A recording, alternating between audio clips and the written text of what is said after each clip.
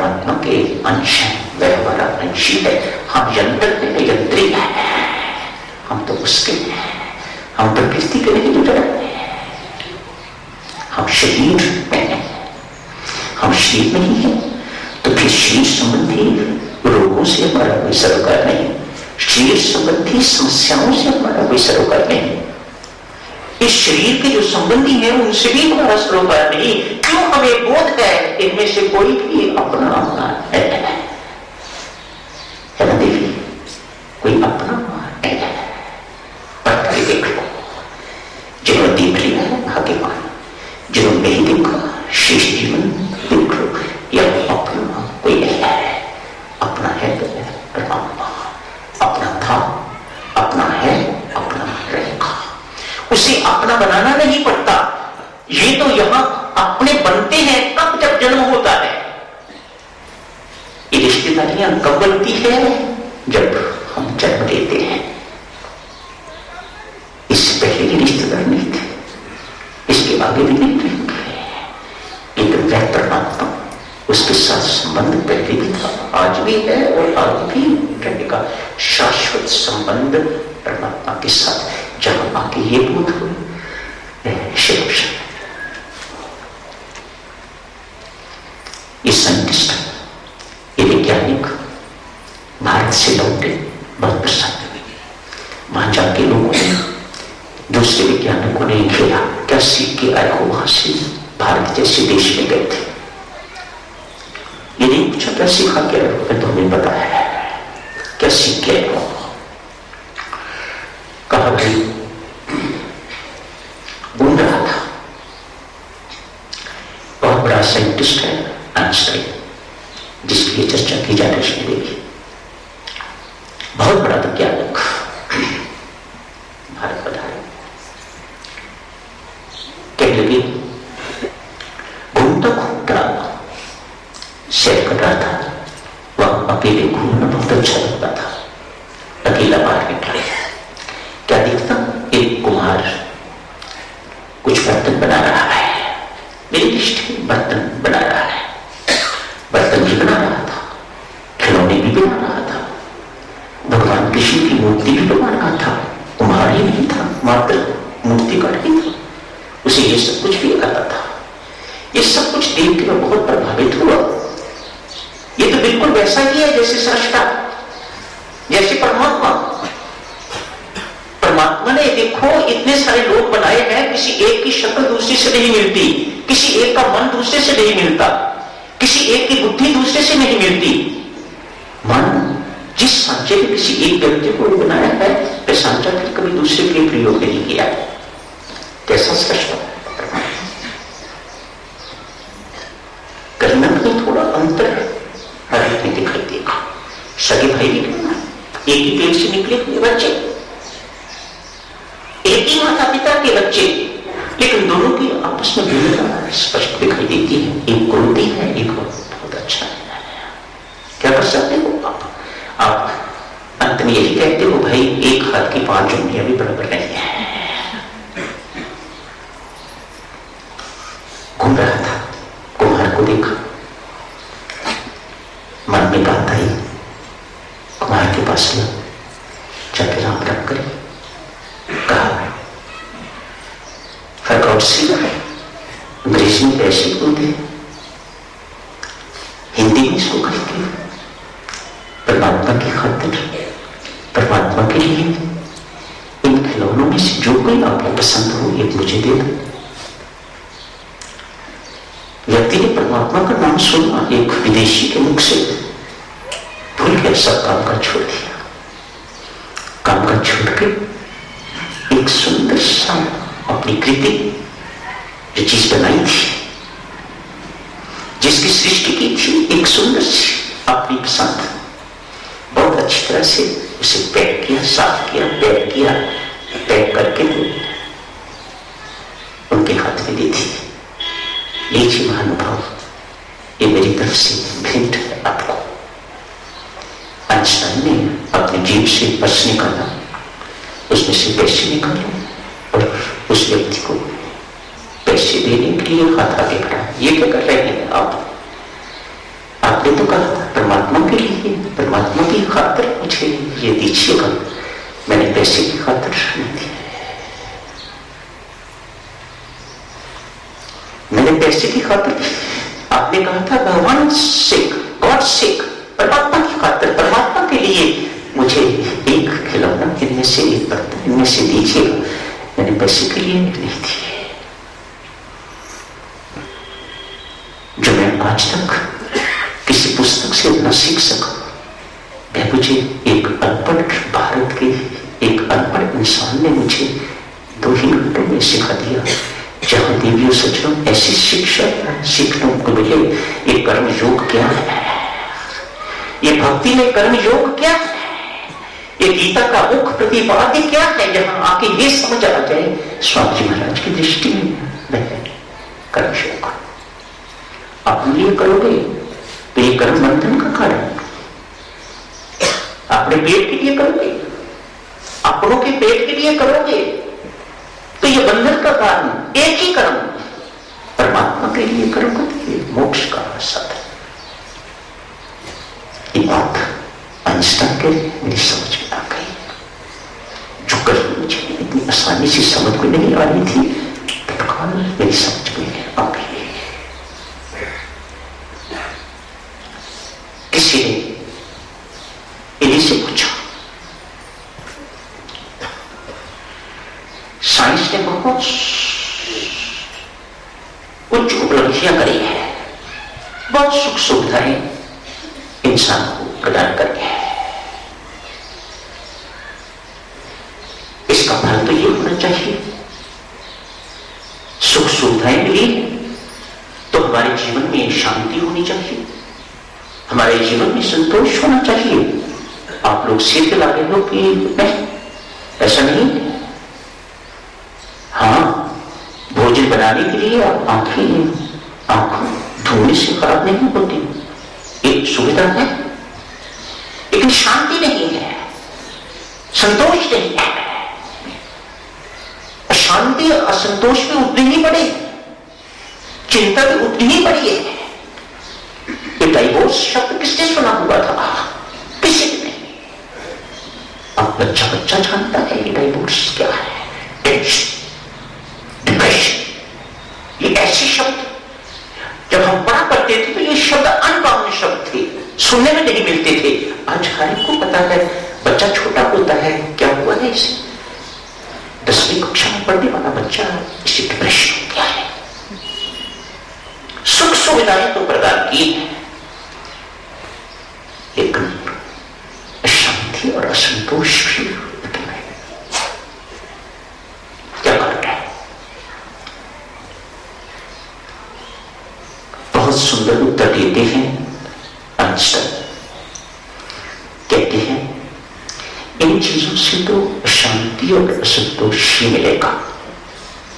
समझ आ गई बात साइंटिस्ट की समझ में आ गई। इन चीजों से तो अशांति और असंतोष ही मिलेगा, वही मिल रहा है। जिस मानव को शांति चाहिए उसे अपने आप को मानव बनाना होगा, और इस मानवता के लिए साइंस आज तक कोई फैक्ट्री नहीं बना सकी। इंसानियत का कोई कारखाना साइंस नहीं लगा सकी। घोषणा करता हूं सड़क चलूं, मेरा छोटा हूं, बहुत बड़ी बात। श्रीराम शरण ऐसा ही स्थान है जिसे इंसानियत का कारखाना समझना चाहिए, फैक्ट्री समझनी चाहिए। यह पशु भी आता है तो वह इंसान बनता है, ऐसी स्वामी जी महाराज की अपेक्षा है। आप श्रीराम शरण कहो या इसे इंसानियत की फैक्ट्री कहो, कारखाना कहो, दोनों ठीक है।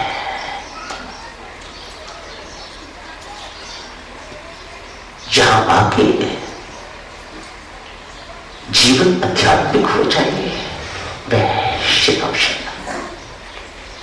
भौतिक तो नहीं, कैसा होगा आध्यात्मिक जीवन? क्या हर वक्त ध्यान में बैठे रहेंगे? क्या हर वक्त जाप करते रहेंगे? क्या ऐसा संभव है? कौन कर पाया है? कौन करता है? सुनी सुनाई बातें हैं,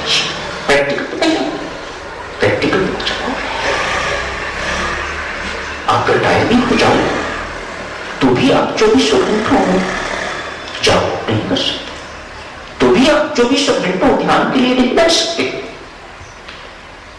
आप कहते हो काम करने का अभ्यास बना हुआ है, इसलिए कोई पार्ट टाइम ढूंढते हो, कहीं 2-4 घंटे के लिए कोई नौकरी मिल जाए, काम मिल जाए, तो कम से कम कुछ समय तो हमारा यूटिलाइज हो जाए। तो देखिए सज्जनों, आध्यात्मिक जीवन किस प्रकार का होना चाहिए, प्रैक्टिकल एस्पेक्ट इसका क्या है। आज एक व्यक्ति एक संत महात्मा के दर्शन करने के लिए कई दिन जाते थे, आज भी कई दिन, आज उदास है। महात्मा ने भापा पूछा, क्या बात है, आज उदास लग रहे हो? कहा महाराज, ये उदासी बहुत दिनों से चल रही है।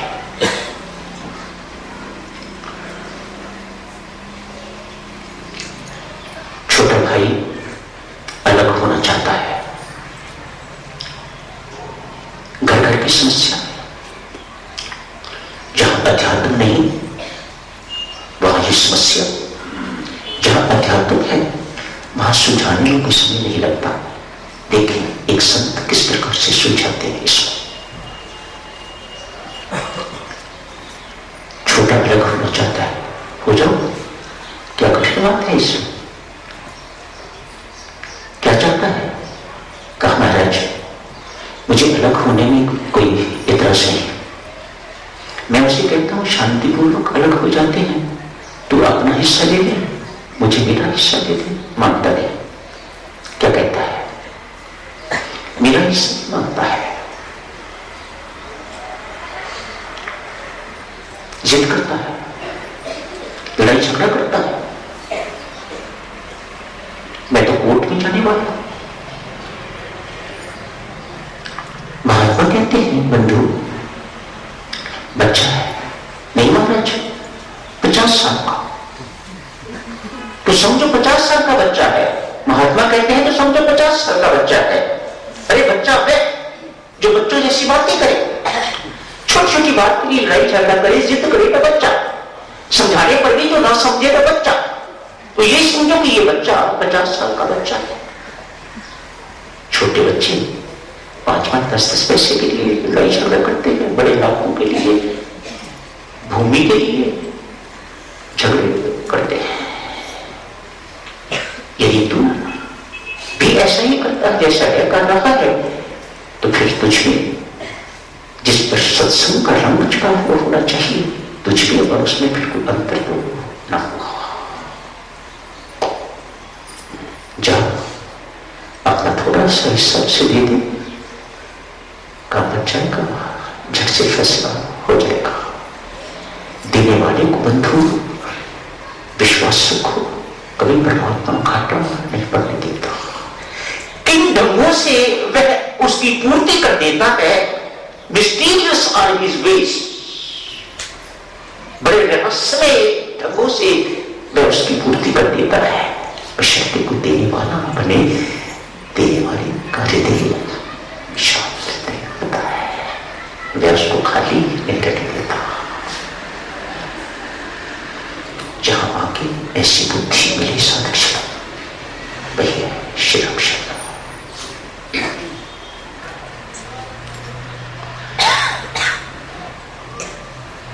राजा अशोक, चक्रवर्ती सम्राट अशोक रथ यात्रा निकली। लोग फूल पसारे, बड़े बड़े लोग इधर उधर खड़े मत्थे टेक रहे। सम्राट तक तो कोई नहीं पहुंच पाता, रथ को ही मत्था टेक दे, दूसरे तीसरे लोग जो है उनको मत्था टेक दे।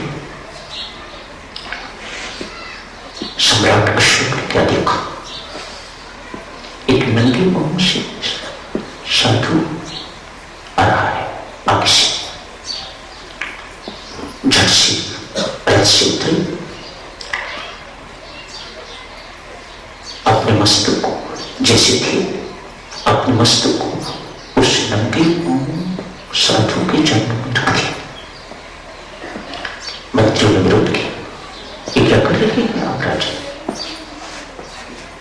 संसार आपके आगे झुकता है और आप इस टंकी को साधक साधु के आगे झुक रहे हैं। सम्राट मुस्कुराए।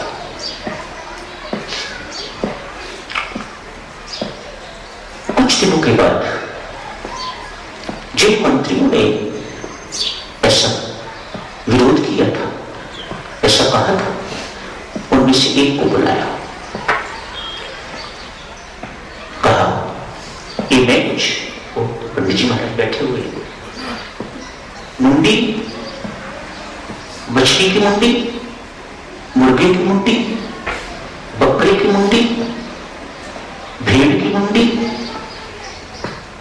सूर की मुंडी, कुत्ते की मुंडी, ये सब इतनी जगह काट के तो एक थैले में डाल दी। रुको, एक और रह गई है, एक मानव की मुंडी भी उसमें डाल दी। जाओ इन्हें बाजार में जाके बेचो।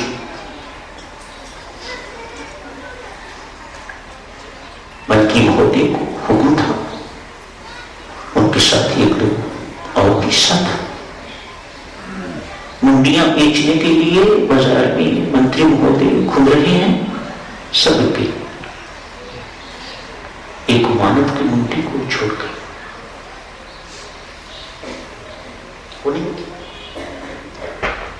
राजा साहब को कहा, राजा साहब सब बिक गई, एक रह गई, देखो देखो मानव की मुंडी। कहते किसको मुफ्त दे आओ। राजा अशोक कहते हैं जाओ किसी को पैसे ना लो, मुफ्त दे आओ। घूम घाम के चक्कर लगा के शाम को फिर वापस आ गए। महाराज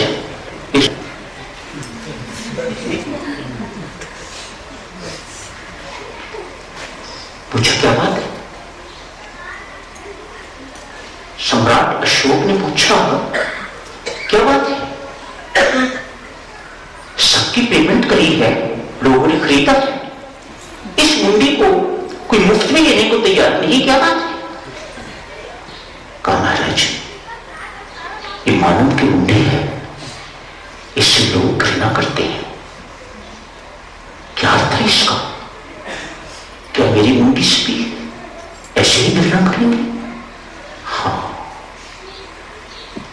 मरने के बाद जिसके साथ घृणा होगी, यदि अपने जीवन काल में उसे एक संत महात्मा के, परमात्मा के प्यार के आगे झुका के तो उनकी मैंने प्राप्ति कर ली, तो मैंने कौन सी गलती कर दी?